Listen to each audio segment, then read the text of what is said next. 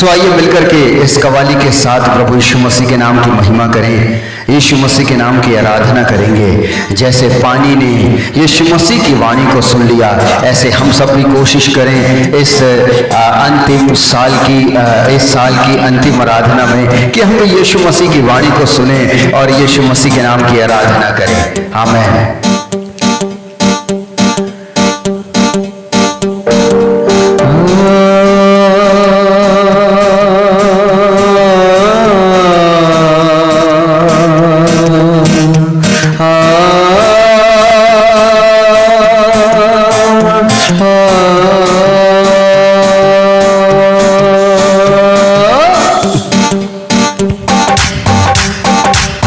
ताली बजाकर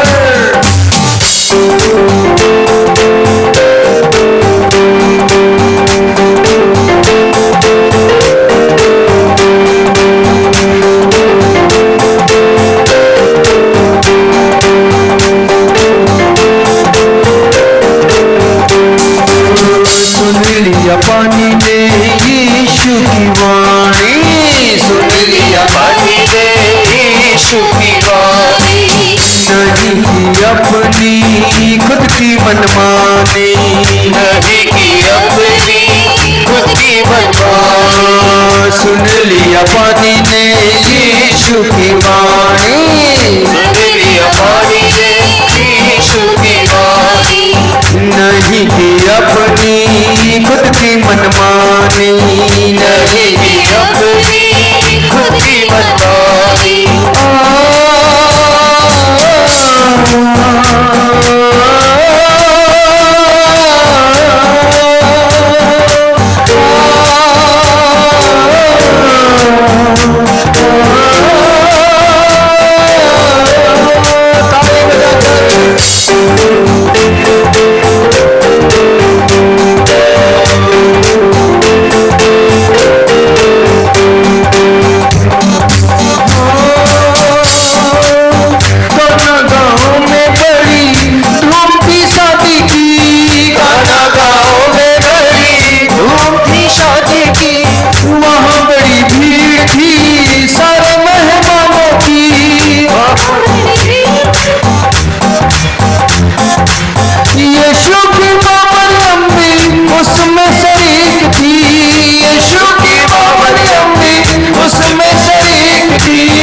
शादी की रात देखो बड़ी रंगीन थी, शादी की रात देखो बड़ी रंगीन थी, शादी की रात देखो बड़ी रंगीन थी, हाँ शादी की रात देखो बड़ी रंगीन थी।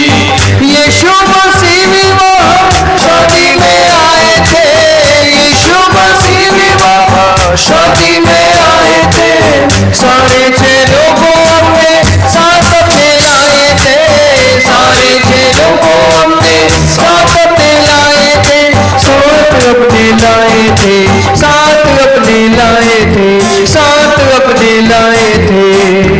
आइए चर्च मिलकर कहेंगे, वो रात थी बड़ी जलाली, वो रात थी बड़ी जलाली, हाँ सुन लिया पानी ने यीशु की वाणी, सुन लिया पानी ने यीशु की वाणी, नहीं की अपनी खुद की मनमानी, नहीं की अपनी खुद की मनमानी।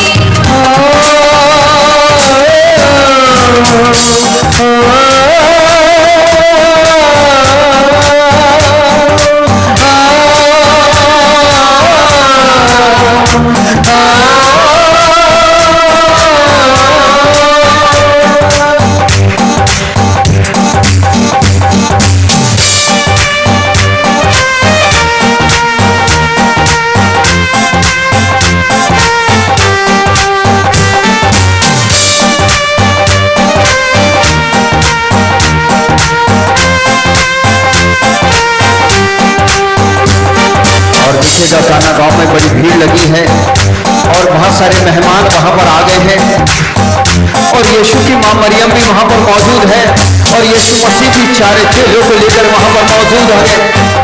लेकिन जब वहां पर लोग दाखरस पीने लगे, और लगातार जब लोग दाखरस पीने लगे तो कुछ लोग तो दाखरस पी करके तृप्त हो गए। जैसे बीते सालों में यीशु मसीह ने हमें तृप्त किया है, जब जब आपने उसको पुकारा है, यीशु मसीह ने आपकी प्रार्थना को सुना है और आपको तृप्त किया है। लेकिन कुछ लोग दाखरस पी करके तृप्त हो गए, लेकिन कुछ लोग आधे पेट रह गए। अरे बोले ये दाखरस कैसे खत्म हो गया। कुछ लोग तो चिल्लाने लगे। ये सब देख करके मां मरियम परेशान हो गई। अरे अब क्या होगा, यहाँ की शादी की इज्जत का सवाल है। वो यीशु मसीह के पास में गई और वो यीशु मसीह के पास में जाकर के उसने कहा बेटा यहाँ दाखरस खत्म हो गया है। यीशु मसीह कहने लगा मां अभी मेरा समय नहीं आया मां। लेकिन यीशु मसीह ने दासों से, मां मरियम ने दासों से कहा जो कुछ ये तुझसे करने के लिए कहे वही करना। इस साल में यही यीशु मसीह का पैगाम है मेरे लिए और आपके लिए कि जो कुछ हमारे यीशु मसीह हमको करने के लिए कहे हम वही करेंगे। हालेलुया।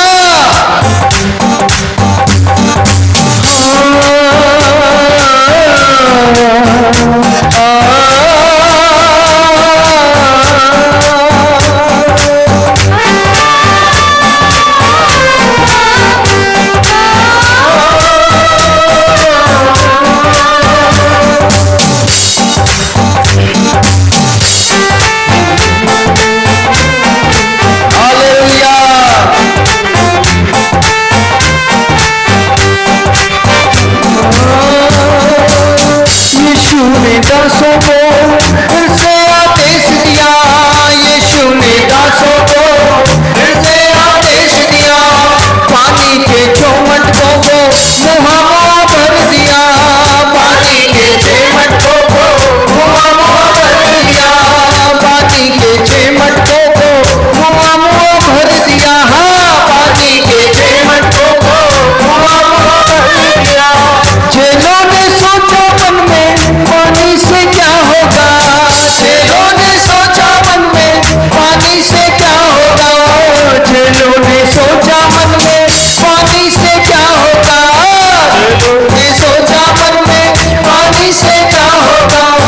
पानी ने जान ली हल्की जवानी, पानी ने जान ली पानी की जवानी। कैसे ना बदलूं मैं अपनी रवानी, कैसे ना बदलूं मैं अपनी रवानी, अपनी रवानी, अपनी रवानी। उस रात में लिखी कहानी, उस रात में लिखी कहानी। सुन लिया पानी ने यीशु की वाणी, सुन लिया पानी ने यीशु की वाणी। नहीं की अपनी खुद की मनमानी, नहीं की अपनी खुद की मनमानी। सुन लिया पानी ने यीशु की वाणी, सुन लिया पानी ने यीशु की वाणी। नहीं की अपनी खुद की मनमानी।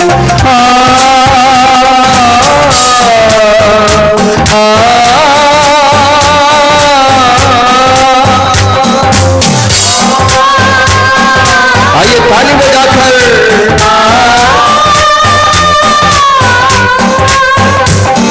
और जैसे ही वो पानी दाखरस बन गया, और जब पानी दाखरस बन गया तो यीशु मसीह ने दासों को कहा जाओ और भोज के प्रधान को इस पानी को चखा दो। तो आगे क्या हुआ हम सुनेंगे इसका हाल।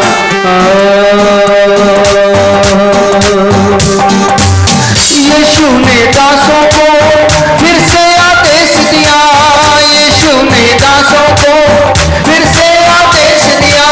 भोज के प्रधान को पानी वो चखा दिया, भोज के प्रधान को पानी वो चखा दिया।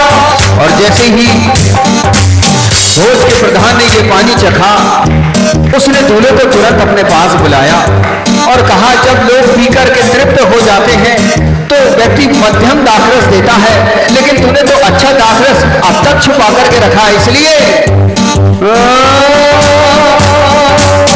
यीशु ने दासों को फिर से आदेश दिया यीशु ने दासों को, फिर से आदेश दिया बोझ के प्रधान को, पानी वो चखा दिया, हाँ बोझ के प्रधान को पानी वो चखा दिया, बोझ के प्रधान को पानी वो चखा दिया, बोझ के प्रधान को पानी वो चखा दिया। तेलों को ताजुब था, मटकों में पानी था, तेलों को ताजुब था, मटकों में पानी था, तेलों को ताजुब था, मटकों में पानी था, तेलों को ताजुब था, मटकों में पानी था।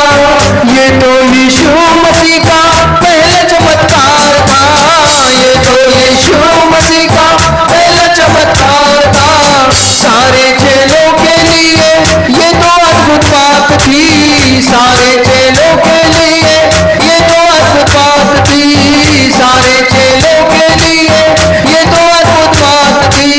काना गाँव में देखो ये चर्चा फैल गई, काना गाँव में देखो ये चर्चा फैल गई। प्रभु यीशु की वहाँ महिमा ये हो गई, प्रभु यीशु की वहाँ महिमा ये हो गई, महिमा ये हो गई, महिमा ये हो गई।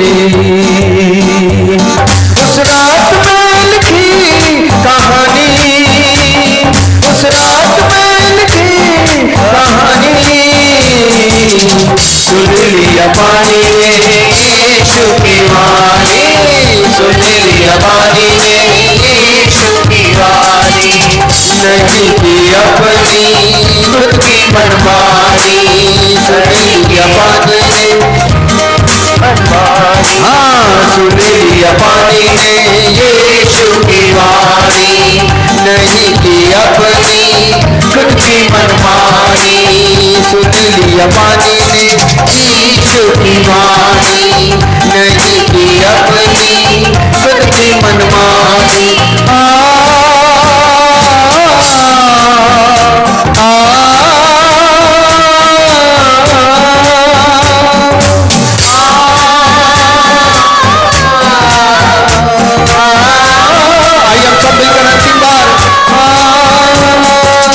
सुन लिया पानी ने यीशु की वाणी, सुन लिया पानी ने यीशु की वाणी, नहीं की अपनी खुद की मनमानी, नहीं की अपनी खुद की मनमानी।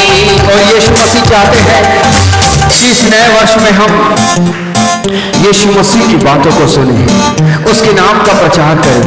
यीशु मसीह चाहते हैं कि जो कुछ इसके वचन में लिखा गया है उसके अनुसार हम अपने जीवन को यापन करें और उसी के अनुसार हम करें। इसलिए आज हम सब निर्णय लेंगे और इस लाइन को अंतिम बार फिर से कलीसिया मिलकर के हम गाएंगे।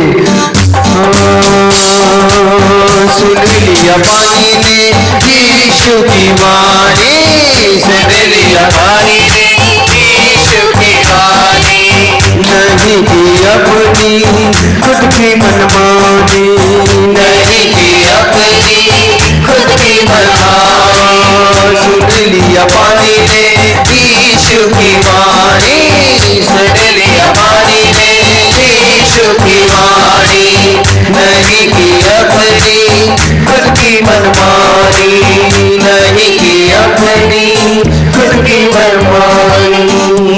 हालेलुया। और अब हम भी मनमानी नहीं करेंगे। किसकी सुनेंगे अपन? हालेलुया। किसकी सुनेंगे?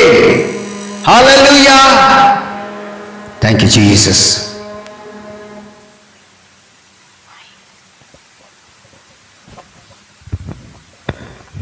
Thank you, Jesus. Hallelujah. Hallelujah. Hallelujah. Thank you, Jesus. Thank you, Jesus.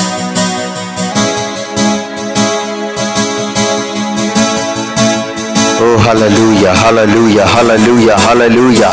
आइए परमेश्वर को धन्यवाद दें। धन्यवाद दें परमेश्वर को, क्योंकि आज हम यहाँ सब इसलिए मौजूद हैं कि हम परमेश्वर को धन्यवाद दें, पिता को धन्यवाद दें। हालेलुया। आइए उसको धन्यवाद दें। धन्यवाद पिता।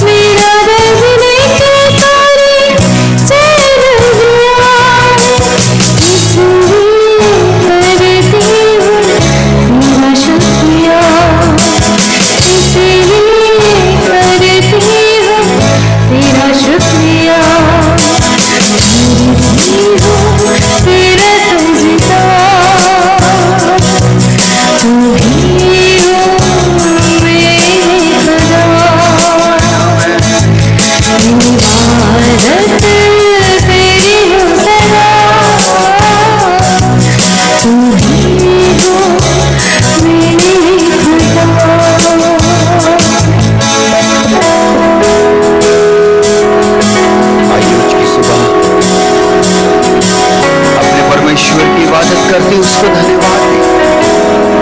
हर एक अपनी मधुर वाणी से उसको धन्यवाद दे।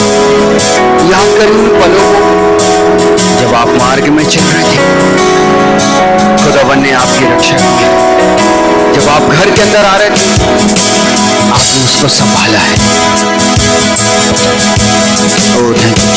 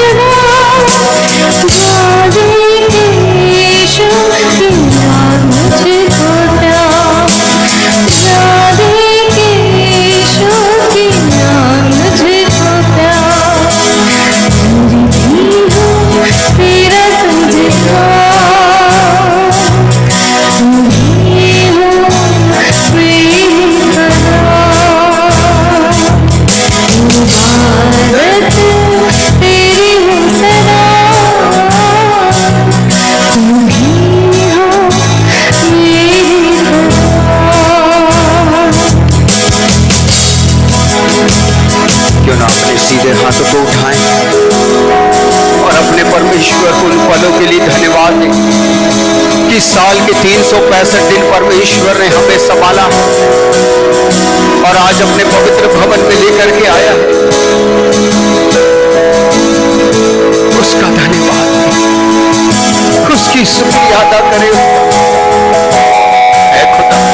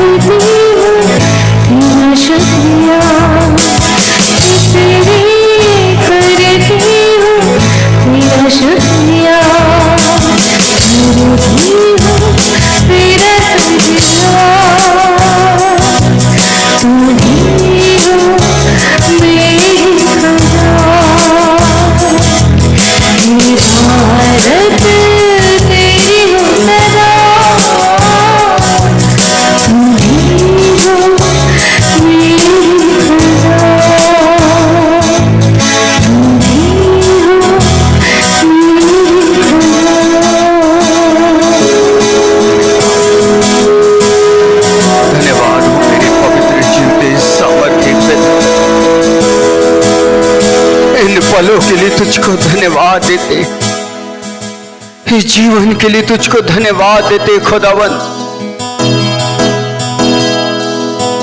हर पल के लिए तुझको धन्यवाद देते प्रभु। बीते समय में कितने हमारे प्रिय भाई और बहन वे सो गए, वो उठ नहीं पाए, लेकिन आज हम जीवित है खुदा, हम आपको धन्यवाद देते। आइए चर्च उसको धन्यवाद दे, धन्यवादी आराधना में उसको धन्यवाद दे, क्योंकि वो धन्यवाद के योग्य परमेश्वर है। उसने हर पल में हमें संभाला है, हर पल में हमें बचाया है। जब जब हमने उसको पुकारा उसने हमारी पुकार को सुना। खुदा हम आपको धन्यवाद देते। Thank you Jesus.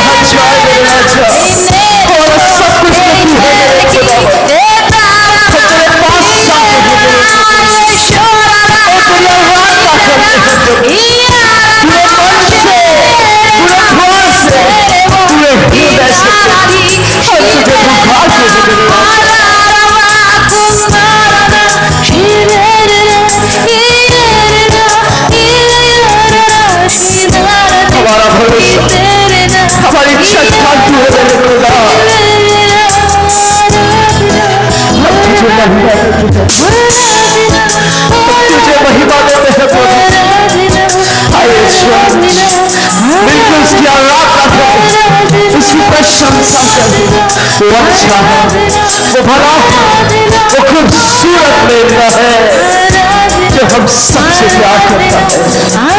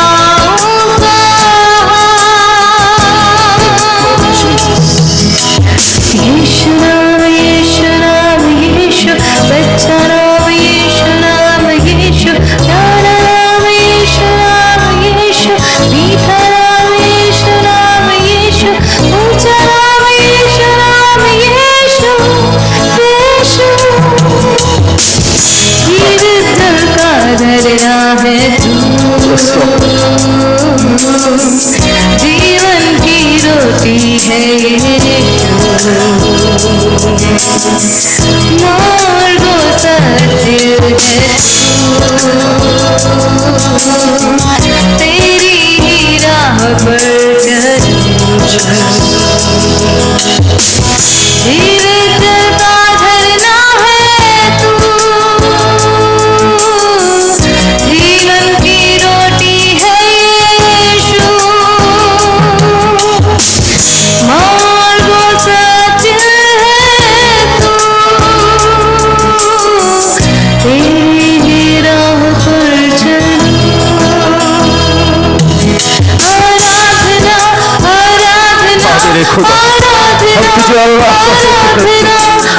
दिल से पिता परमेश्वर, क्योंकि हम जानते हैं तू ही मार्ग, तू ही सत्य और तू ही जीवन है प्यारे प्रभु। हमारे हर एक कठिन परिस्थितियों में मेरे पिता, हमारे पल पल वाले जीवन में प्यारे प्रभु जी तू हमारे साथ है मेरे पिता, और हम तेरी आराधना करते हैं प्रभु, क्योंकि तू ही योग्य है मेरे राजा। सारी बातों के योग्य केवल आप ही है मेरे प्रभु जी। ना पृथ्वी पर ना स्वर्ग में प्यारे खुदावन तुझसे अच्छा और तुझसे भला कोई है प्रभु जी। तू ये बहुत सच्चा है। हम तेरी ही शरण में आते हैं।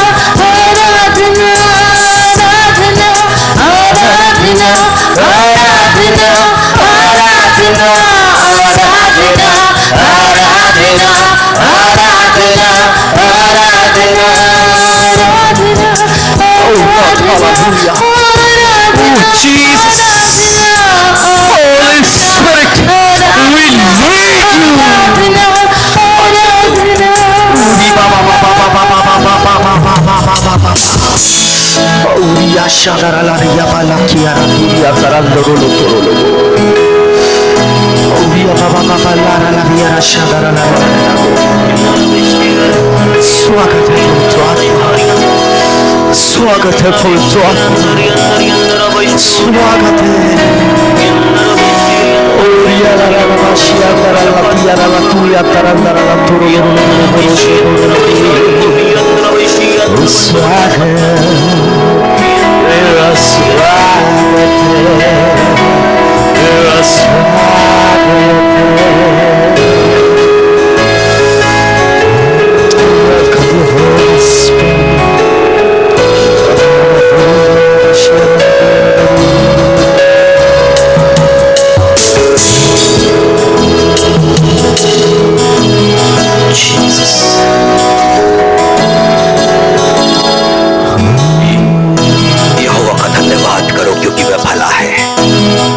उसकी करुणा सदा की है, जो ईश्वरों का परमेश्वर है।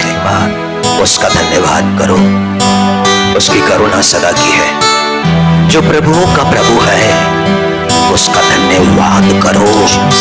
उसकी करुणा सदा की है।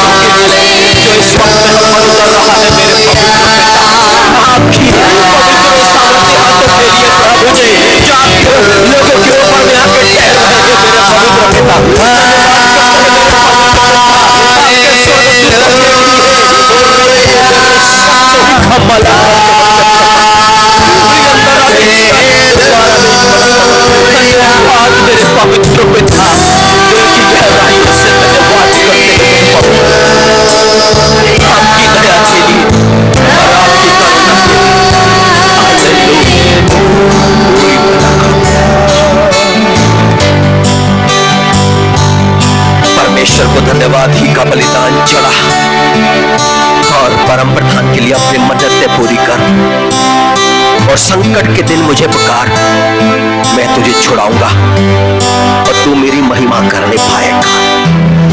ये बादल के साथ प्रार्थना। जीसस प्रभु, हम आपका धन्यवाद करते हैं प्रभु जी। आप अच्छे हैं, आप बहुत अच्छे हैं मेरे पिता, आप भले हैं प्यारे प्रभु जी। मेरे पिता, ये संसार और पिता संसार की बातों में प्रभु धोखा है, दुख है, रोना है पिता परमेश्वर, ठोकरे हैं प्यारे प्रभु जी, लज्जित होना, हताश और निराश होना और थक कर बैठ जाना है प्यारे प्रभु जी। लेकिन इससे कहीं ऊपर प्रभु वो आनंद जो आप हमें देते हैं प्रभु जी, वो शांति जो आप हमें देते हैं प्रभु, वो आपका प्रेम जो आप हमें देते हैं प्यारे प्रभु जी, इस संसार के उन ठोकरों से हमें बचाते हैं प्रभु जी। ओ खुदा, जब हम आंसुओं से रोते हैं प्रभु जी, तब आप हमें सहानुभूति देते हैं प्रभु जी और हमें आनंद से भर देते हैं प्रभु जी। ओ खुदावन, हमारी कमी घटियों को आप जानते और भरपूरी से देते हैं प्रभु जी। हम आपका धन्यवाद करते हैं, हम सब आपका धन्यवाद करते हैं प्रभु जी। आज के इस दिन के लिए धन्यवाद करते हैं, सप्ताह भर संभालने के लिए धन्यवाद करते हैं। ओ राजा, ये पूरे साल संभाले रखने के लिए धन्यवाद करते हैं, धन्यवाद करते हैं पिता, हर एक उन छोटी और बड़ी बातों के लिए प्रभु जी, हर एक उन काम काजों के लिए प्यारे प्रभु जी। ओ राजा, हमारे से जीवन नैया के लिए प्यारे प्रभु जी, हम आपका धन्यवाद करते हैं पिता।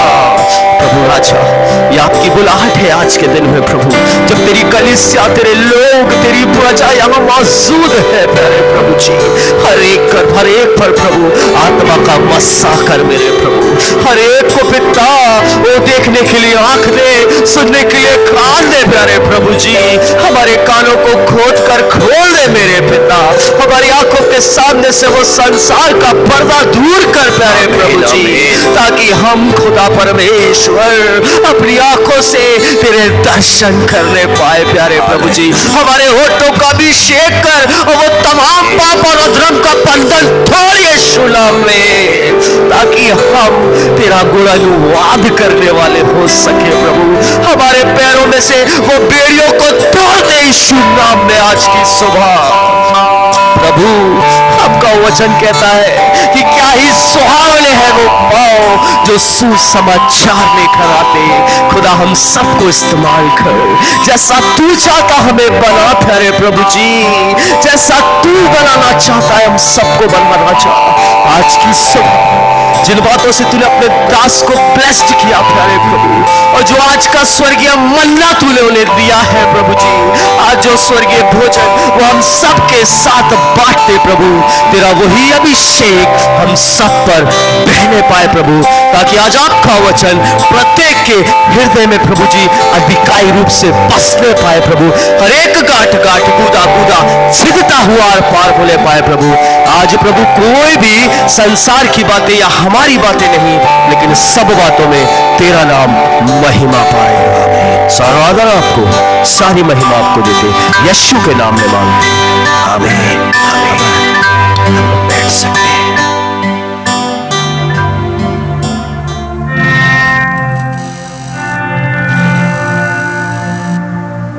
शांति का संबंध धन्यवाद के साथ में है। धन्यवाद और शांति दोनों आपस में जुड़े हुए हैं, ये आपस में अलग नहीं है।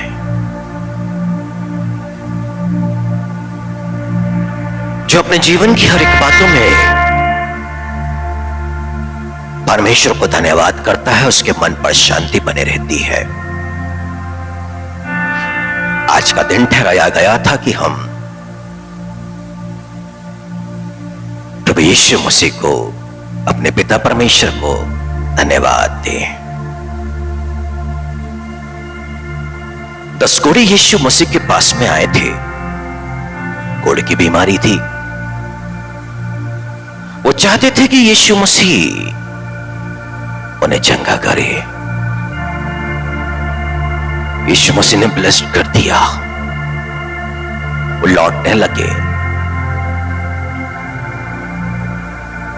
पर और एक कोढ़ी व्यक्ति वापस यीशु मसीह के पास में लौटा चंगा होकर के,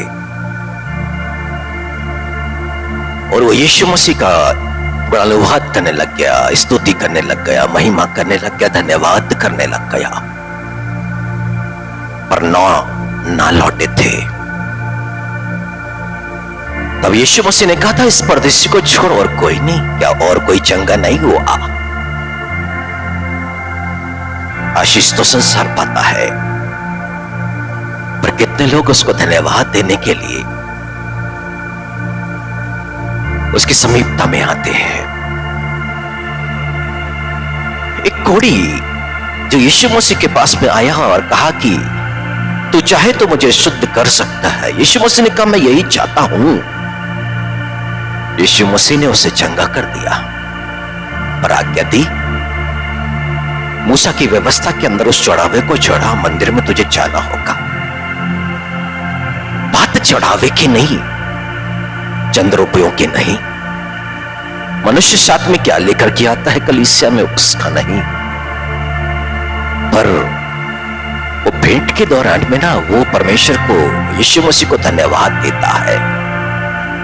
और बाइबल ऐसा कहती है, धन्यवाद की भेंट चढ़ाने वाला उसकी महिमा करता है, उसकी महिमा करता है। वो ना जो हमारा पिता परमेश्वर है ना, वो हर एक बातों में महिमा चाहता है, और हम उसे दे भी क्या सकते हैं। मौजूद है कलीसिया में, चर्च में, तो उसका धन्यवाद हो, क्योंकि यीशु मसीह ने कहा कि जब तक पिता किसी को न खींचे वो मेरे पास नहीं आ सकता। और उसके पवित्र सामर्थ्य नाम में हम एकत्र किए जाते हैं।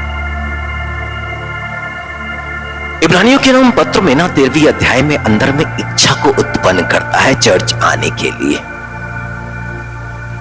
तो कुछ को कठोर भी कर देता है, पर जिनसे प्रसन्न होता है ना उन पर दया करता है और प्रबल इच्छा को पैदा करता है। पर जो क्रोध के पात्र बन जाते हैं उनके दिलों को वो कठोर भी कर देता है। फिर यानी कि मनुष्य सोचता है कि आज हमारी इच्छा नहीं ना बाबा, उसकी मर्जी से आकाश से चिड़िया भी नहीं गिरती है, हवा भी चलेगी तो उसकी मर्जी से।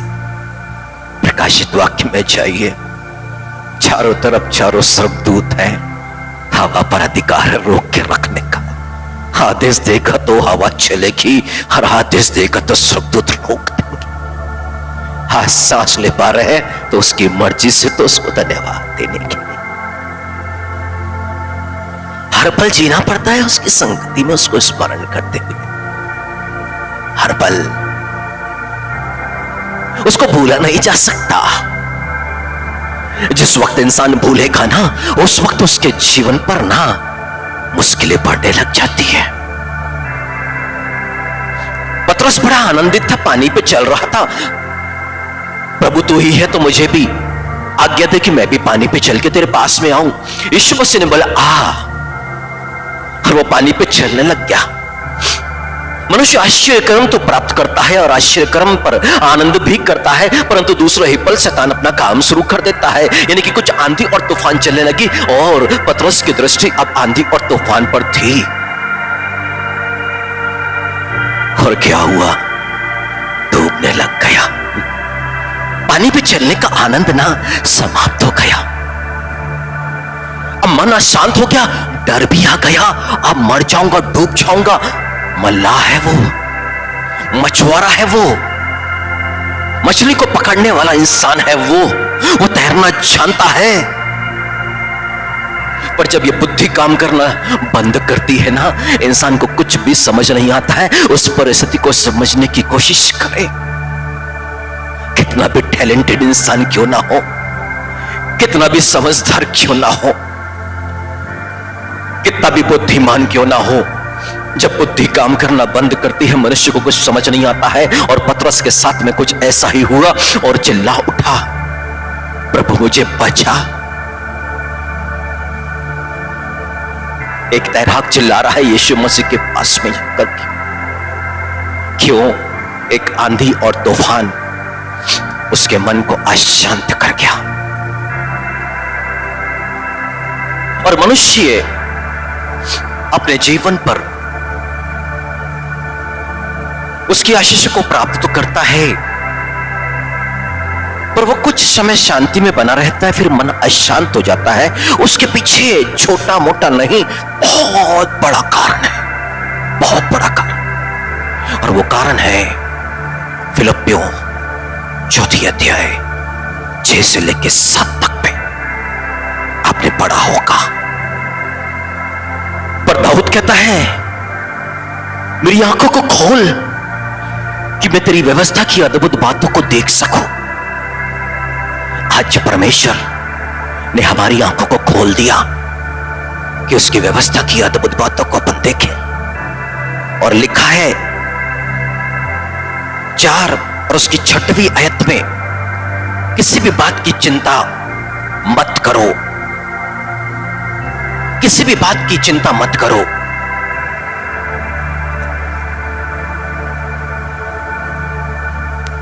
किसी भी बात की चिंता मत करो, परंतु हर एक बात में तुम्हारे निवेदन, प्रार्थना और विनती के द्वारा, देखिए क्या लिखा हुआ, किसी भी बात की चिंता मत करो, किसी भी बात की चिंता मत करो, किसी भी, फिर से बोलूंगा, किसी भी बात की चिंता मत करो। पर क्या करो, आज्ञा है आगे कि तुम्हारे निवेदन, प्रार्थना और विनती, पर कैसे? धन्यवाद के साथ में। बीमार है तो धन्यवाद, आर्थिक समस्या है, प्रार्थना में है तो भी धन्यवाद के साथ में। बाइबल यहां मना कर रही है, आज्ञा है चिंता नहीं करना है, परंतु यदि उन बातों के लिए प्रार्थना, विनती और निवेदन है तो धन्यवाद के साथ परमेश्वर के सम्मुख में उस प्रार्थना विनती को उपस्थित किया जाना है। और जैसे ही इस आज्ञा का पालन होता है, चाहे इंसान मौत के नजदीक भी हो, तब भी धन्यवाद के साथ अपनी प्रार्थना, अपनी विनती, अपने निवेदन को उसके परमेश्वर के सम्मुख में उपस्थित किया जाता है, तब एक आश्चर्य क्रम शुरू होता है। और जिसके लिए सारा संसार परेशान है, संसार प्राप्त करना चाहता है पर प्राप्त नहीं कर पाता है, हमें तो मिलता है पर उसे हम सुरक्षित रख नहीं पाते हैं, और वो है शांति। और बाइबल यहां पर कहती है 7वीं आयत में, तब परमेश्वर की शांति जो सारी समझ से परे है, तुम्हारे हृदय और तुम्हारे विचारों को मसीह यीशु में सुरक्षित रखेगी। हालेलुया। हमारा हृदय और हमारे विचार, इसको कौन सुरक्षित रखेगा? कौन? शांति। लिखा है तब परमेश्वर की शांति जो समझ से परे है तुम्हारे हृदय और तुम्हारे विचारों को। शांति कब्जा करेगी आपके हृदय पर, शांति कब्जा करेगी आपके मन के उठने वाले विचारों पर। आप कंट्रोल नहीं कर सकते, परमेश्वर की शांति है ना उस सारी चीजों पे कंट्रोल रखने के लिए। पर कब? जब धन्यवाद के साथ हमारी प्रार्थना परमेश्वर के सम्मुख में उपस्थित की जाएंगी। वो परमेश्वर की शांति जो इस मन पर अधिकार कर लेगी, वो परमेश्वर की शांति जो दिल पर अधिकार रखेगी। जो डर, भय और घबराहट और नाना प्रकार की आशंकाएं जो मन में जन्म लेती है ना, बाइबल ऐसा कहती है वो शांति ना तुम्हारे विचारों को सुरक्षित कर चुकी है। अब वो प्रभु यीशु मसीह में सुरक्षित है।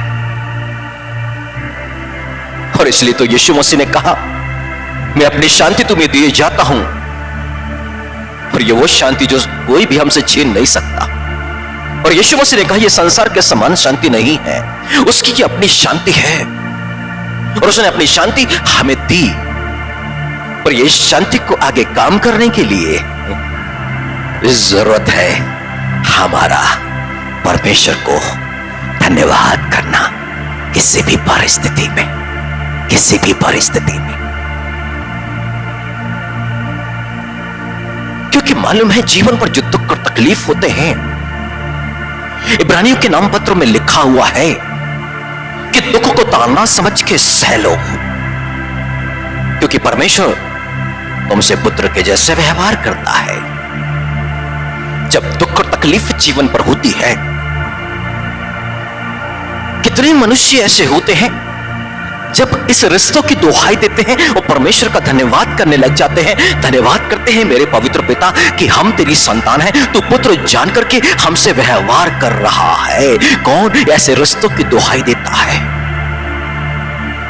ऐसे दुख और तकलीफ में इस रिश्तों की दुहाई देना जरूरी है। अपने रिश्तों को स्मरण करना जरूरी है कि वो पिता अपने पुत्र के साथ में व्यवहार कर रहा है। ये दुख नहीं, वो ताड़ना है, पर ताड़ना के पीछे परमेश्वर का एक उद्देश्य है कि हम उसकी पवित्रता के भागीदार हो जाएं। और इसलिए तो हम तेरा धन्यवाद करते हैं। धन्यवाद इसलिए नहीं कि दुख हमारे जीवन पर इसके लिए, पर ये दुख के पीछे तेरी जो मनसा है ना कि हमें पवित्र कर दे, हम इसके लिए तेरा धन्यवाद करते हैं।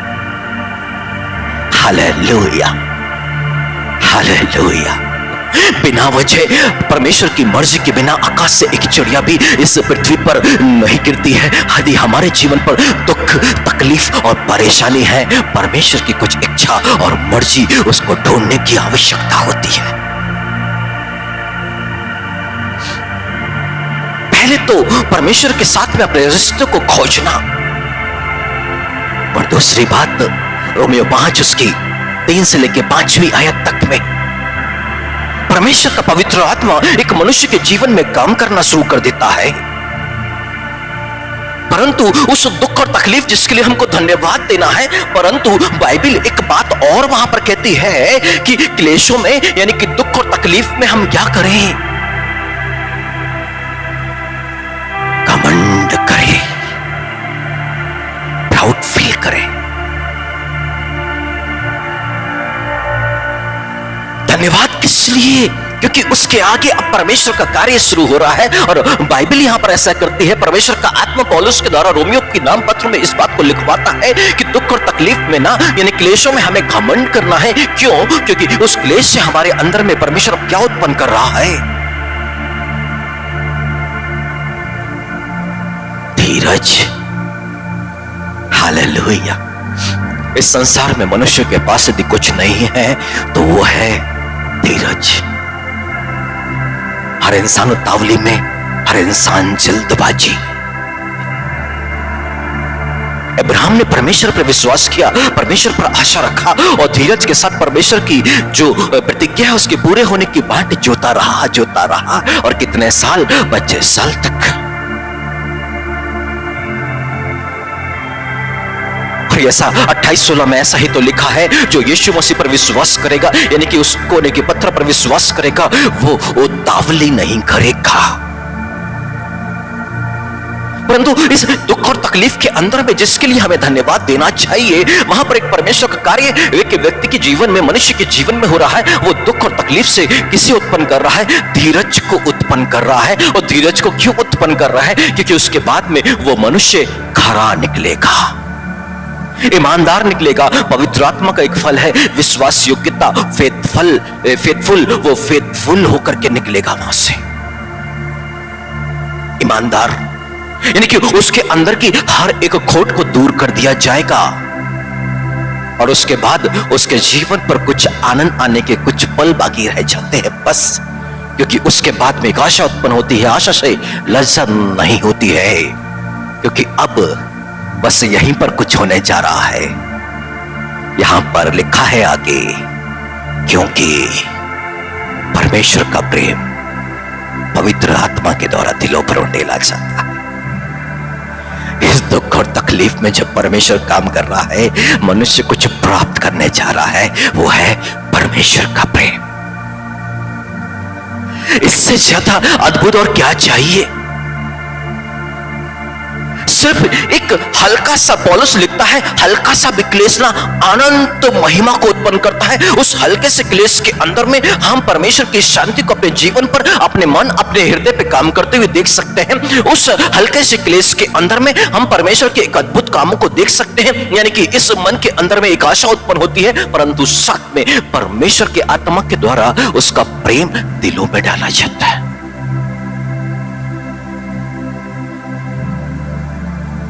संसार अपने आप को अनाथ समझता, अकेला समझता है।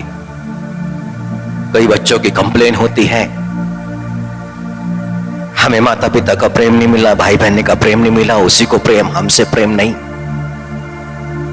सब संसार में कहीं ना कहीं अपने आप को अकेला महसूस करते हैं। अपने नाते, अपने रिश्तेदारों के प्रेम से अपने आप को दूर समझते हैं।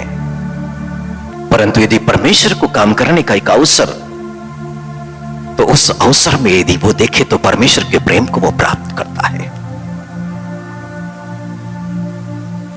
एक तरफ तो परमेश्वर इस दुख तकलीफ में अपनी पवित्रता का भागीदार कर रहा है, पर दूसरी तरफ परमेश्वर धीरज को भी उत्पन्न कर रहा है। और वो फेथफुल यानी कि ईमानदार पवित्र आत्मा के दो फल उसके अंदर में उत्पन्न किए जा रहे हैं। और यीशु मसीह कहते हैं कि तुम बहुत सा फल लेके आओ, इससे से मेरे पिता की महिमा होगी।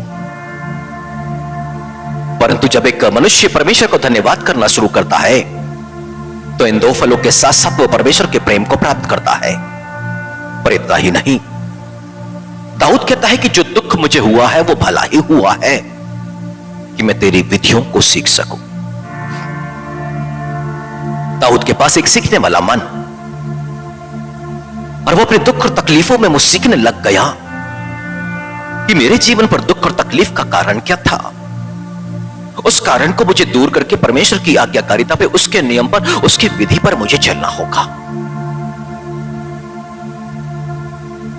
आज संसार में हर एक मनुष्य प्रार्थना करता है, अपने दुख, अपनी बीमारी, अपनी समस्याओं से निकलने के लिए लगातार जूझता रहता है और प्रार्थना करता रहता है। पर कितने हैं कि उस पलों में उस रिश्तों की दुहाई दे सकते हैं? कितने ऐसे हैं जो उस प्रेम की खोज कर लेते हैं? कितने ऐसे हैं जो उसकी विधि, उसके नियम, उसकी आज्ञाओं को मानने के लिए आगे बढ़ जाते हैं? प्रभु बता कि मुझे अब क्या करना है।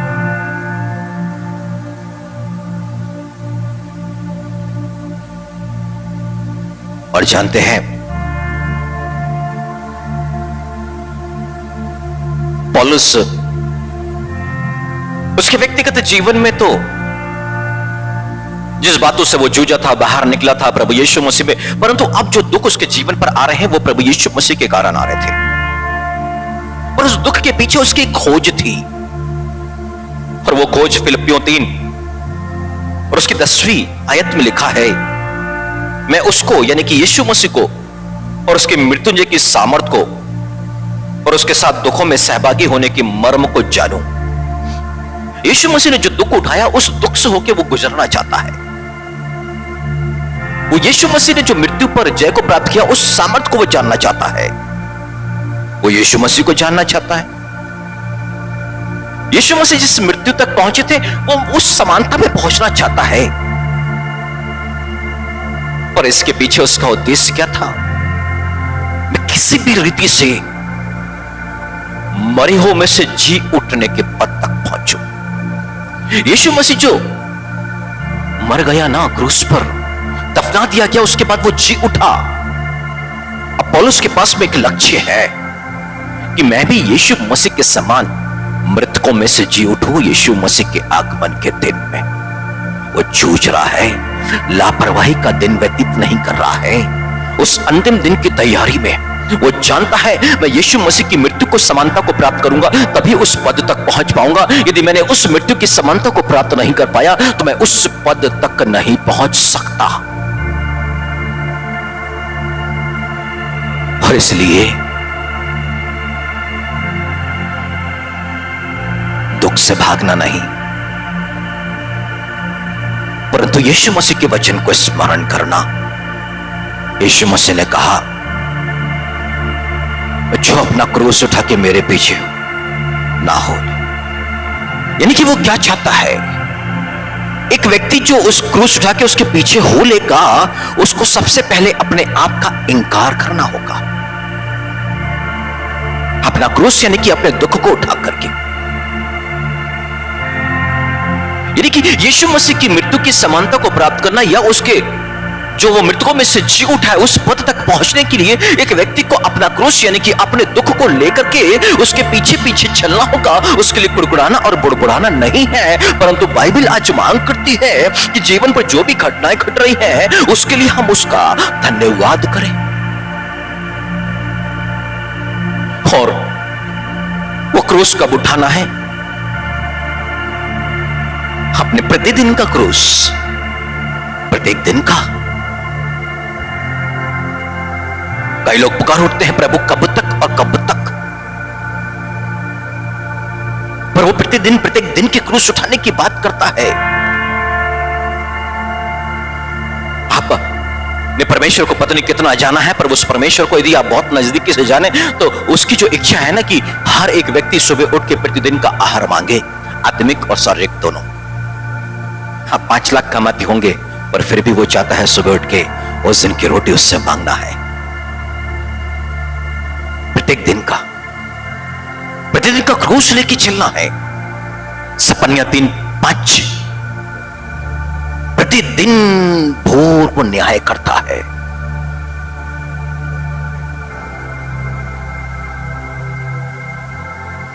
फिलिप्पियों के 3:27 प्रतिदिन उसकी महाकरुणा का फल कि हम मर नहीं गए, जीवित हैं। प्रतिदिन अपनी दया वो नहीं करता है, रोज वो व्यवहार करता है मनुष्यों के साथ में। यानी कि प्रत्येक दिन की एक शुरुआत जो होती है ना, उस दिन की जो भी बातें हैं उसको लेकर के और उसका धन्यवाद के साथ में एक दिन की शुरुआत करना। उस दिन में जो भी कुछ घटनाएं घटते जा रही है उसके लिए उसका धन्यवाद करना। और बाइबल ऐसा कहती है 50वीं अध्याय में, भजन संहिता की 50वीं अध्याय,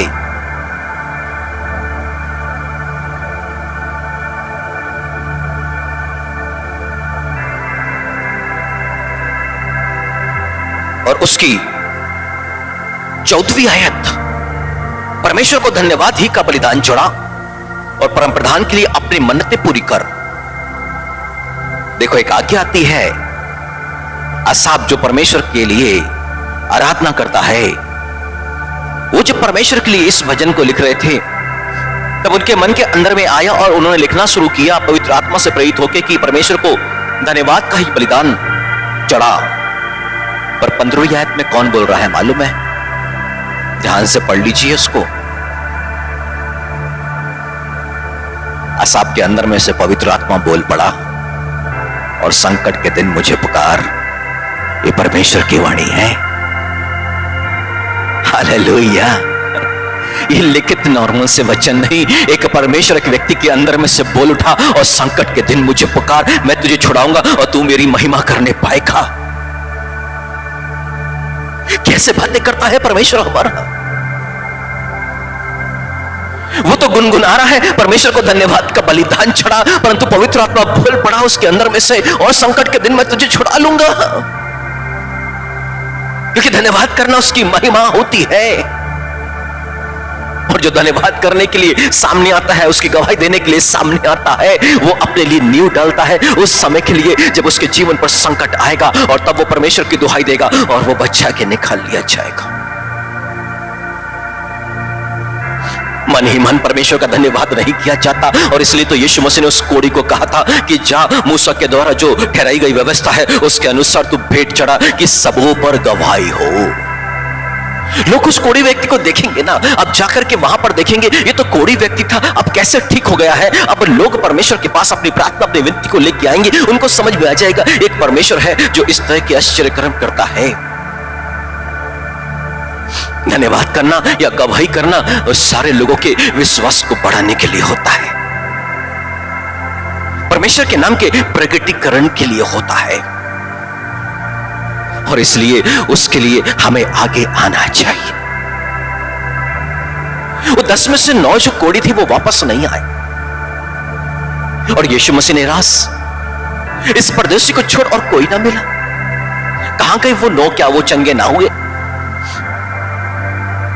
यीशु मसीह को क्या चाहिए था उनसे कि उनके ओठों का फल धन्यवाद।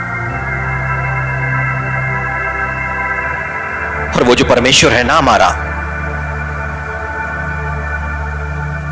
वो क्या चाहता है कि हमारे प्रार्थना, हमारी विनती, हमारे निवेदन धन्यवाद के साथ उसके सम्मुख में उपस्थित कर दिए जाए।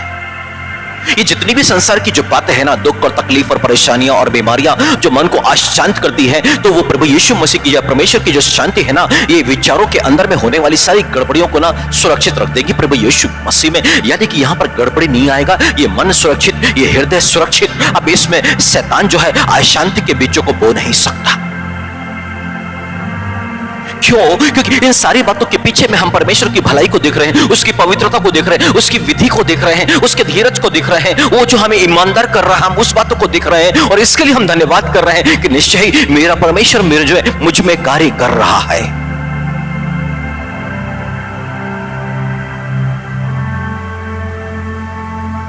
यीशु मसीह तो जीवन के हर एक पल में धन्यवाद, यदि आप पौलुस की पत्री को पढ़ें तो वो धन्यवाद और धन्यवाद और धन्यवाद करता चला जाता है।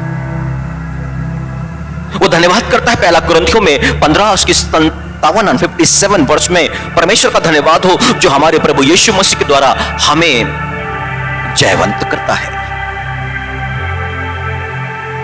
कितने बार हम लोगों ने शैतानों को निरोध दिया, समस्याओं को नहीं रोन दिया, यीशु मसीह से प्रार्थना करके उन समस्याओं को हरा करके बाहर नहीं निकल गए, परंतु उन बातों के लिए मनुष्य परमेश्वर का धन्यवाद नहीं करता। और यहाँ पर कुरिन्थियों के नाम पत्र लिखते समय पौलुस इस बात को लिखता है कि परमेश्वर का धन्यवाद कि वो प्रभु यीशु मसीह के द्वारा हमें जयवंत करता है।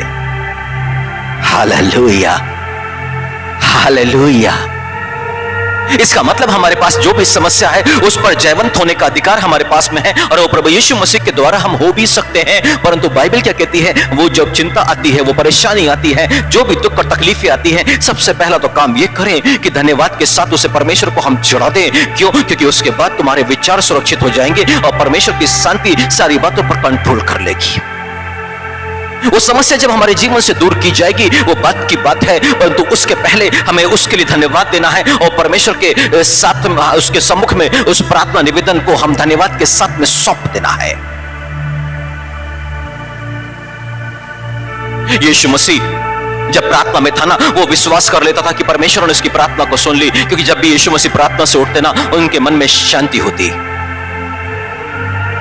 और शांति ही तो इस बात का प्रतीक होता है कि हमारी प्रार्थना कबूल कर ली गई है। प्रार्थना से जो व्यक्ति अशांत होकर उठता है, चिंता के साथ में उठता है, उसकी प्रार्थना स्वीकार नहीं की जाती है। परमेश्वर से जवाब पाने का यही तरीका है। और यीशु मसीह जब उसको लाजर को मृत्यु होकर 2 दिन हो गए, यीशु मसीह को मालूम चला और यीशु मसीह वहां पर 2 दिन और मतलब कि 4 दिन रुक गए। अब वहां से प्रार्थना से यीशु मसीह निकले हैं ना, तो बड़े विश्वास के साथ में निकले हैं। अब लाजर की कब्र के सामने खड़े हैं और यीशु मसीह क्या कहते हैं? मैं तेरा धन्यवाद करता हूं कि तू सदा मेरी सुनता है। हालेलुया।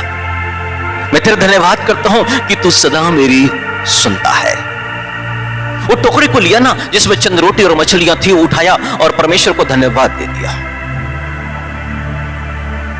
जब प्रार्थना में हो तो विश्वास कर लो कि तुम्हें मिल गया। परंतु यीशु मसीह ने टोकरा उठाने से पहले धन्यवाद, क्योंकि वो प्रार्थना में था, उसने विश्वास कर लिया ये 5000 लोगों के लिए भोजन इस पे हो गया। वो कब्र के सामने आया तो उसने विश्वास कर लिया लाजर जिंदा हो गया। वो सिर्फ यीशु मसीह के लिए नहीं, 11वीं अध्याय मरकुस में हमारे लिए लिखा हुआ है। यीशु मसीह ने कहा जब तुम प्रार्थना में हो तो विश्वास कर लो, और विश्वास कौन करेगा? वो जो धन्यवाद करता है। हालेलुया। कितनी अद्भुत बातों को उसने हमारे लिए रखा हुआ है, परंतु आज उसने हमारी आंखों को खोला है कि उसकी व्यवस्था की इस अद्भुत बातों को देख करके हम यीशु मसीह का अनुसरण करें। इस दुख, परेशानी और चिंताओं के पीछे ना भागे, परंतु इससे आगे बढ़े धन्यवाद के साथ में। ये सारी बातें पीछे रह जाएंगी। पतरस डूब रहा था, यीशु को पुकारा, यीशु ने उसको थाम लिया। यीशु मसीह मौजूद है। उसने कहा संसार के अंत तक मैं सदा तुम्हारे साथ हूं। संसार के अंत तक। इसका मतलब है पतरस को जब पुकारना पड़ा यीशु मसीह मौजूद था और यीशु मसीह उसके हाथ को थाम लिया। आज भी वो हमारे साथ मौजूद है। जब दुख और परेशानी में यानी कि शैतान के ऊपर तरफ से जब आंधी और तूफान जब हमारी ओर चलते हैं, निश्चय ही उसकी ओर दुहाई देंगे तो वो हमारी सुनेगा, क्योंकि इब्रानियों के नाम पत्र में लिखा है कि उसने परीक्षा की दशा में दुख उठाया तो उनकी भी सहायता करता है जिनकी परीक्षा होती है, यानी कि जब विश्वास को परखा जाता है। पतरस के पास में एक समय विश्वास था पानी पे चलने का, पर एक समय वो विश्वास अब नहीं था उसके पास में कि वो पानी पर ठहरा रह सके।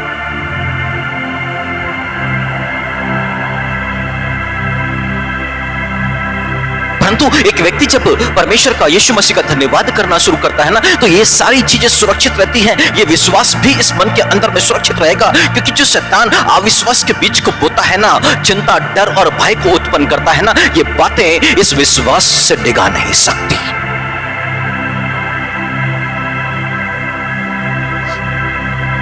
इसलिए आज हमारे लिए परमेश्वर ने इस बात को ठहरा दिया है कि सिर्फ आज ही हम उसका धन्यवाद नहीं करें, पर इस धन्यवाद की प्रार्थना में हम लगातार बढ़ते चले जाएं। अपनी प्रार्थना में इस धन्यवाद शब्द को हम शामिल कर लें।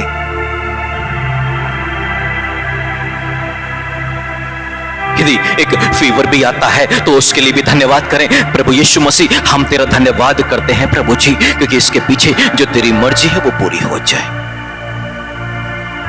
एक फीवर आता है तो मनुष्य करता क्या है? कुछ मेडिसिन ले लेगा या डॉक्टर के पास जाएगा, उसको लगेगा चलो ये तो एक वायरल है। परंतु व्यवस्था की किताब 28वें अध्याय में लिखा है, ज्वर आज्ञा ना मानने वालों का एक चिन्ह है, वो बुखार, फीवर, ज्वर शब्द आया है वहां पर। आज्ञा उल्लंघन का दंड है वो, यानी कि ज्वर, फीवर क्या है? एक ताड़ना है वहां से उसकी विधि को सीखने के लिए, पवित्रता के भागीदार होने के लिए। मनुष्य से लापरवाही में ले सकता है, परंतु परमेश्वर यहां पे कार्य कर रहा होता है एक व्यक्ति के जीवन पर।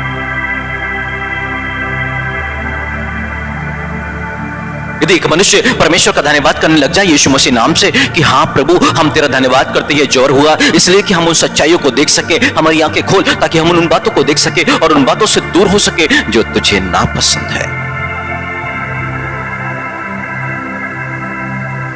बुखार को डांटने से नहीं, पतरस की सास के हाथ को पकड़ा, बुखार उतर गया, वो ठीक था, वो आश्चर्यकरम। पर उसके पीछे यदि हम देखें तो प्रभु यीशु मसीह की जो मर्जी ना एक व्यक्ति को पवित्र करने की है, उसको सिद्धता में लाके खड़े करने की है। इस जीवन में ये सारी जो समस्या आई है ना, ये आदम के पाप करने के चलते आई थी, उसके पहले ये कुछ भी नहीं था। परंतु परमेश्वर का वचन हमें सिखाता है आज, हमें बताता है आज कि इन सारी बातों के पीछे, चाहे वो ज्वर हो या फीवर हो या दुनिया की बड़ी से बड़ी समस्याएं क्यों ना हो, पर हर बात के पीछे यदि हमें प्रार्थना करना है, विनती करना है, निवेदन करना है, तो हम धन्यवाद के साथ में वहां सौंप दे, तो सबसे पहला काम जो होगा कि हमारे मन के अंदर में शांति बने रहेगी, दिल के अंदर में डर, भय, बेचैनी, जो घबराहट पैदा होने लग जाती है वो पैदा ना होगी। मन के अंदर में नाना प्रकार की आशंकाएं आने लग जाती हैं, वो आने सारे बंद हो जाएंगे। ये मन शांत बना रहेगा। जो ब्लेसिंग्स आनी है वो तो आएगी ही आएगी, पर उसके पहले ये मन शांत बना रहेगा। और प्रभु यही चाहता है कि उसकी शांति हमारे मनों पर बनी रहे, और इसलिए यीशु मसीह ने कहा मैं अपनी शांति तुम्हें दिए जाता हूं, पर इस शांति का संबंध धन्यवाद के साथ में है। और जब जब उन समस्याओं के लिए हम धन्यवाद करना शुरू करेंगे तो परमेश्वर की शांति जो हमारी समझ के परे, वो हमारे विचारों को सुरक्षित कर लेगी, मतलब मन को अशांत होने नहीं देगी। पर कब? जब उसका धन्यवाद किया जाएगा। नहीं तो मनुष्य परेशान होता रहेगा, अशांत होता रहेगा, वो एक कोने में बैठ करके सोचता रहेगा और कैसे समस्या से निकले, क्या रास्ता निकाले इन सारी समस्याओं से बाहर निकलने के लिए। वो परेशान होता रहेगा, उसका मन बोझ से और दबते जाएगा। और इसीलिए तो यीशु मसीह ने मत्ती के सुसमाचार 11वें अध्याय 28, 29, 30 में कहा है, ये परिश्रम करने वाले बोझ से तभी लोगों मेरे पास आओ, मैं तुम्हें शांति, मैं तुम्हें विश्राम दूंगा। बोझ, मन का बोझ, जो मनुष्य अपने ऑफिस में जाता है तो उस बोझ के साथ में आता है, घर पे आता है तो उस बोझ के साथ में आता है, किसी से बात करता है तो उस बोझ के साथ में, उसका मन बोझ के तले ना दबा हुआ रहता है। एक भारी मन को लेकर के एक मनुष्य घूमता रहता है, परंतु यीशु मसीह ना इसी भारीपन से आजादी के लिए वहां पर प्रतिज्ञा देते हैं मत्ती 11:28-29-30 में। परंतु शांति को पाना और उसको बना के रखना धन्यवाद के बिना संभव नहीं है। इसलिए आज का ये जो दिन परमेश्वर ने हमें ठहराया था कि हम बड़ी गंभीरता से परमेश्वर की इस इच्छा को जाने कि किसी भी समस्या के साथ परमेश्वर हमारी प्रार्थना में धन्यवाद को सुनना चाहता है। ये मन के विचार नहीं, उसकी इच्छा। फिलिप्पी 4:6-7 में वहां पे क्या लिखा है मालूम है? 4th आयत से यदि हम फिलिप्पियों के नाम पत्र में उसके 4:4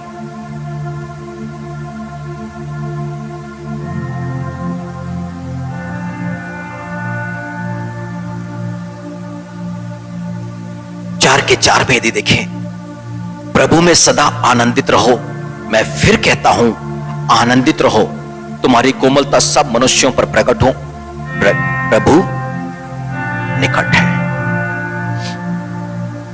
क्या ब्लेसिंग्स पवित्र आत्मा पौलुस के द्वारा यहां पर दे रहा हमें। आनंदित रहो, प्रभु में आनंदित रहो। और कब रहो? सदा आनंदित रहो। चोर आता है चोरी करने, घात करने, वो सबसे पहले क्या चुराता है? मन की शांति ही तो चुराता है। और एक बार मन से शांति गई तो अविश्वास के बीच काम करने लग जाते हैं। संदेह और अविश्वास सब कुछ शैतान का डाला हुआ होता है। अब उसके पास में अवसर होता है। यहां पर जब पौलुस फिलिप्पियों के नाम पत्र में पवित्र आत्मा से प्रेरित होकर लिख रहा है किसी भी बात की चिंता ना करें, पर दूसरी तरफ वही पवित्र आत्मा पतरस को कायल करता है। पतरस को कायल करता है। और फिर पतरस अपने पत्र में लिखता है कि किसी भी बात की चिंता मत करें, क्योंकि शैतान दहाड़ते हुए से किनाई खोज में रहता है कि किसे फाड़ खाए।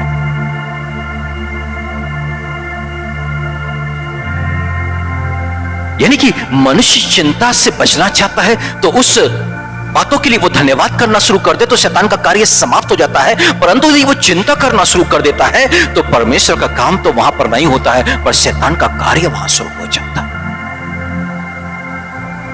चिंता करने वाला मनुष्य शैतान के अधिकार में चले जाता है, उसके वश में चले। और बाइबल यहां पर क्या कहती है? शैतान जो है सिंह की नाई इस खोज में रहता है कि किससे फाड़ खाए। यानी कि वो फाड़ना चाहता है, वो बर्बाद कर देना चाहता है, परंतु उसके पास में अवसर है, शैतान के लिए अवसर है। और वो अवसर क्या है?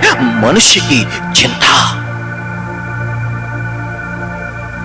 इसे आज गंभीरता से लेके यहां से जाइएगा। चिंता शैतान के लिए अवसर है, पर चिंता से मुक्त रहना पवित्र आत्मा के कार्य करने का एक अवसर है।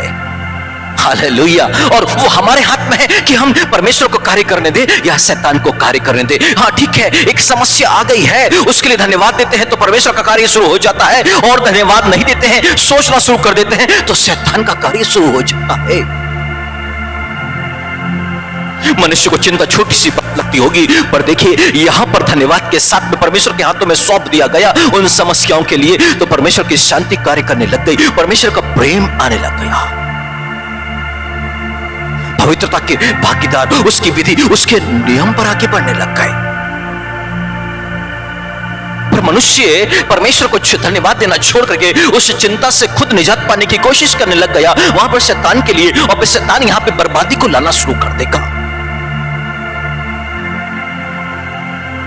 और कितना आसान है आज कि हमारे मुख से वो सिर्फ धन्यवाद सुनना चाहता है।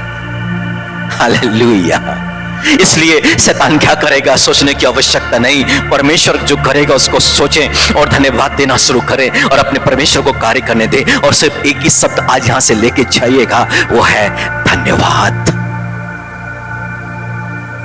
वो कुछ नहीं चाह रहा है, वो आज देने आया है कि तुम्हारे जीवन पर भी समस्या आ गई है तो तुम मुझे धन्यवाद दे दो और मेरी शांति तुम्हारे साथ में काम करना शुरू कर देगी। हालेलुया। हालेलुया। तो आइए, आज धन्यवादी आराधना है। हम परमेश्वर के सम्मुख में खड़े हो जाएं और उसके सम्मुख में हम दुहाई दें। कुछ लोगों को हम विशेष रूप से अपनी प्रार्थनाओं में स्मरण रख रहे हैं, जो इस साल के अंतिम समय में उन्होंने परमेश्वर के सम्मुख में धन्यवादी भेंट दी है।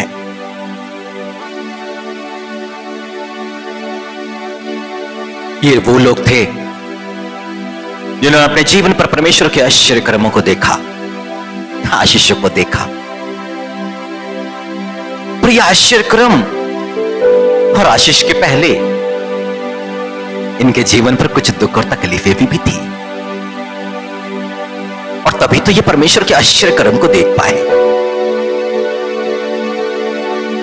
और इन्होंने आज धन्यवादी भेंट परमेश्वर के लिए दी, जिसमें है भाई Kamlesh Rampal, Swati Soni,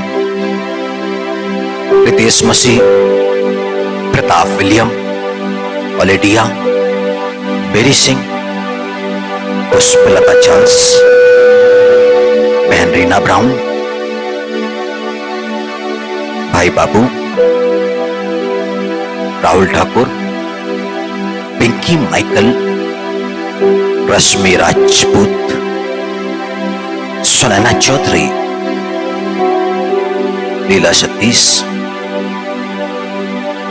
Surendra, Shaili, Deepshikha Soni, Swati Soni, Shalini Louis, Deepak Rajak, Aman Rajak, Pinky Joseph Margaret, Praful डोरे, बहन इंदिरा डोरे, साहिल राखी, एल्विना जेकब, और एक कोई अननोन है जिसने अपना नाम नहीं दिया। इन्होंने अपनी धन्यवादी भेंट परमेश्वर के आगे रखी है। परमेश्वर पिता आपके दास होने के नाते प्रभु जी, ये लोग और जितने यहां पर मौजूद हैं प्रभु जी, इस वर्ष में पाई हुई आशीषों के लिए आपका धन्यवाद करते हैं। साथ में जो दुख, तकलीफ, चिंता, परेशानी है, उसके लिए भी धन्यवाद करते हैं पिता, क्योंकि आपको धन्यवाद का ही बलिदान चढ़ाना ये प्रिय लगता है पिता। और इसलिए दिल की गहराइयों से मेरे पवित्र पिता, आपके दास होने के नाते इन प्रियों को, और यहां पर जितने मौजूद हैं और जितने आज आ नहीं सके, उन्हें भी आपके हाथों में सौंपते हैं पिता, और प्रार्थना करते हैं मेरे अब्बा पिता परमेश्वर, इनके धन्यवाद को और धन्यवाद की इस भेंट को ग्रहण करें पिता, ताकि ये धन्य हो जाए। आपने मेरे प्रभु यीशु मसीह, उस विधवा के उस अधेले को देखा, आपने कहा इसने सबसे बढ़कर दान किया। आपने उसके दिल को देखा प्रभु जी। हम क्या दें प्रभु जी आपको, जो कुछ है सब कुछ आपका दिया है, कुछ भी तो हमारा नहीं। जो कुछ इन प्रियों ने आपके सामने रखा है सब आपका है, परंतु इनके दिल को हम आपके समीप लाते हैं। इनके दिल में आपके लिए जो आदर, प्रेम, सम्मान, उसे ग्रहण कर लो पिता। दया कर दो पिता, दया कर दो पिता यीशु के नाम।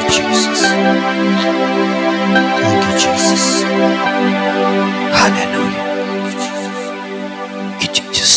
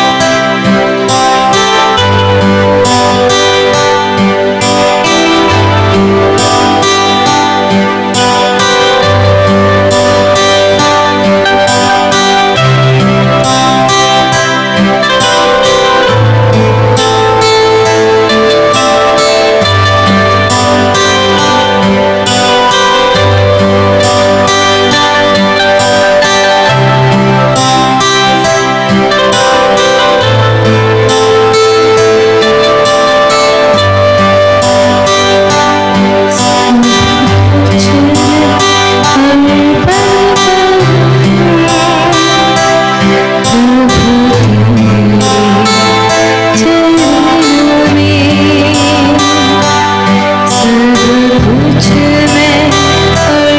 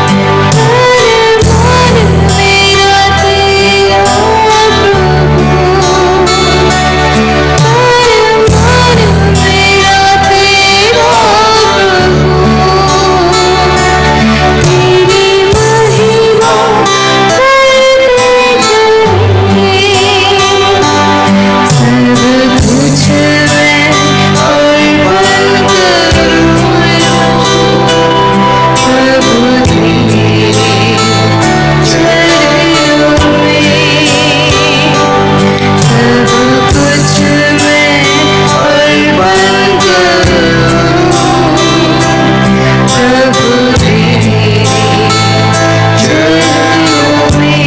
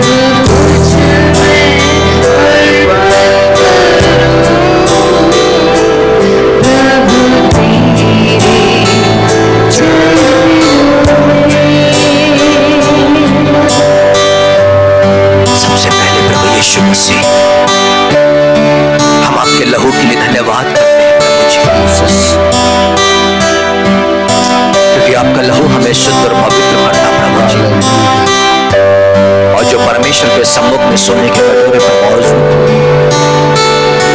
ताकि हमारे विवेक को इब्रानी 9:14 के अनुसार शुद्ध करे प्रभु जी, कि हम जीवित परमेश्वर की सेवा कर सकें।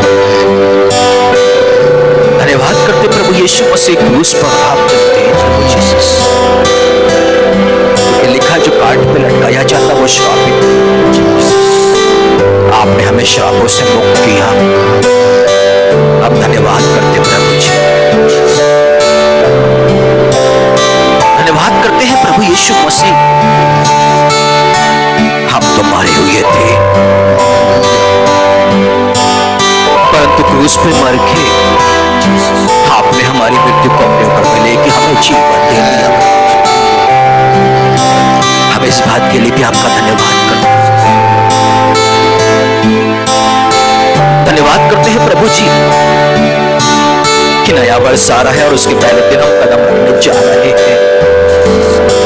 हम भले भी हैं, चंगे भी हैं जीसस, आपकी दया से सुरक्षित भी हैं और हम आपकी आशीषों के साथ में नए वर्ष में कदम रखने जा रहे हैं। धन्यवाद करते हैं प्रभु जी।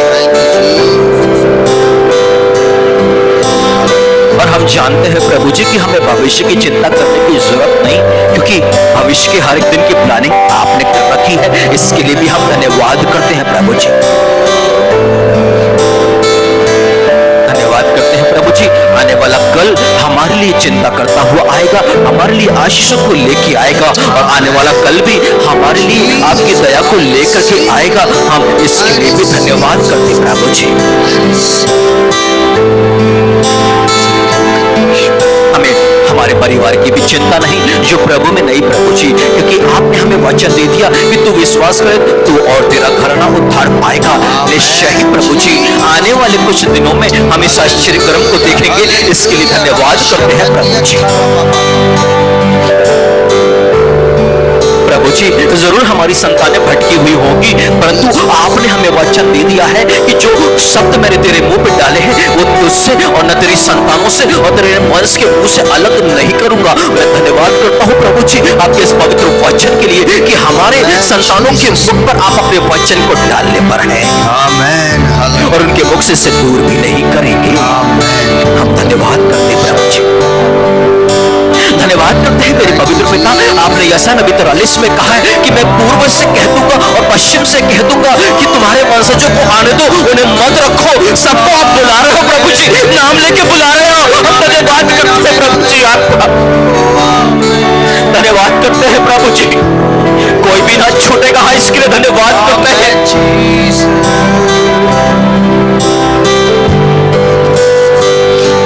और धन्यवाद इसलिए भी करते हैं प्रभु यीशु मसीह माफ कर कि आपने कहा तू नदी में होके चले तो वो डूब ना सकती, क्योंकि मैं तेरे साथ। मैं धन्यवाद करता हूं प्रभु जी कि आप हमारे साथ। और धन्यवाद इसलिए भी करते हैं प्रभु जी क्योंकि आपने कहा तू आग में होके चले वो तुझे जला नहीं सकती, क्योंकि मैं तेरे साथ।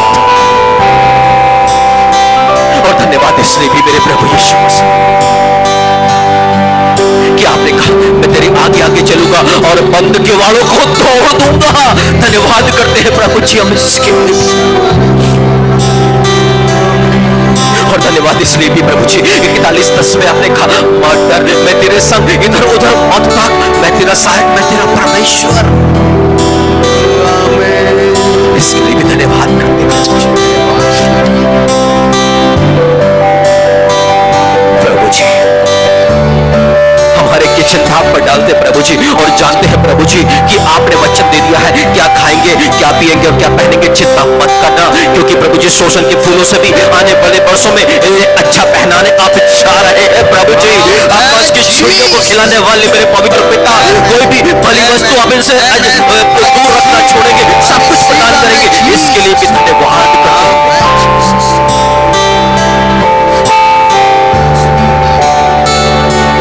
चंगाई परमेश्वर के पुत्रों की रोटी है प्रभु जी। और धन्यवाद करते हैं जितने आज गंभीर रोगों से हैं, आने वाले कल उन्हें हम भले चंगे और सुरक्षित देखने पर हैं। हम इसके लिए धन्यवाद करते हैं क्योंकि प्रभु जी अब बीमारी ने भी धन्यवाद के साथ में सोना शुरू कर दिया है। स्वर्ग में आप धन्यवाद को ग्रहण कर रहे हैं, इनके होठों से निकले धन्यवाद के शब्द को ग्रहण कर रहे हैं पिता। और बीमारियां और शैतान और दुष्ट आत्माएं इन्हें छोड़ रही हैं, इसके लिए धन्यवाद करते हैं।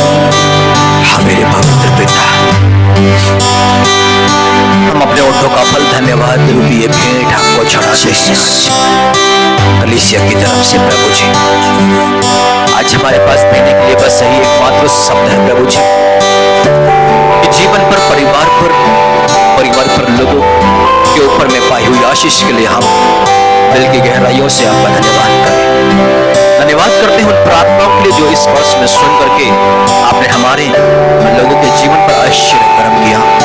धन्यवाद करते हैं उन प्रार्थनाओं को सुन के जब आपने हमें दिन भर की रोटी दी। धन्यवाद करते हैं पिता, देह को ढकने के लिए अच्छे सुंदर वस्त्र आपने हमें दिए पिता। सब कुछ आपको समर्पित करते हैं पिता। धन्यवाद के साथ जिस दुख और तकलीफ और परेशानी मौजूद है उसके लिए भी धन्यवाद करते हैं, क्योंकि जानते हैं आप अद्भुत कार्य कर रहे हैं। और ये भी जानते हैं पिता, आने वाले समय में और भी बड़े बड़े कामों को, इन बातों के पीछे हम देख सकेंगे। आदर सम्मान महिमा आपको देते हुए इस प्रार्थना विनती को यीशु मसीह नाज़री के नाम पर करते हैं। आइए हम मिलकर वही प्रार्थना करें जो प्रभु यीशु मसीह ने हमें सिखाई। हे हमारे पिता, आप जो स्वर्ग में है, आपका नाम पवित्र माना जाए, आपका राज्य है, आपकी इच्छा जैसे स्वर्ग में पूरी होती है वैसे इस पृथ्वी पर भी पूरी हो। हमारे दिन भर की रोटी आज हमें दे, जैसे हमने अपने अपराधियों को क्षमा किया वैसे आप हमारे अपराधों को क्षमा करें। हमें परीक्षा में न ला परंतु बुराई से बचा, क्योंकि राज, पराक्रम और महिमा सदा तेरी ही है। आमीन। आइए हम अपने बेटों को अपने हाथों में ले सकते हैं।